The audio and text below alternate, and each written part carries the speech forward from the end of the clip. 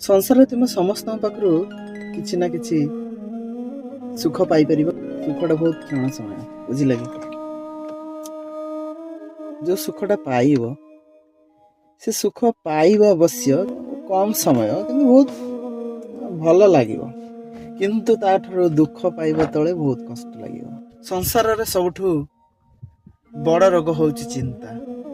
चिंता और चिंता मध्य केवल एतिकी पार्थक्य जे चिंता मृत शरीर को जाली दिए आउ चिंता जीवित शरीर को जाली दिए। सांग माने मन रखि था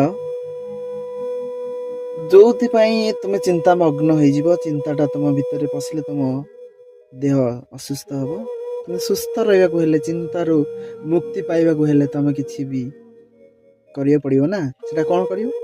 चिंता कर हे चरम नाथ को चिंता हारी ने से काल काल सदाबले चिंता चेतना रे से भगवान को स्मरण कले बीज मंत्र जपन कले तुम निहाती तुम चिंता मुक्त हो पार।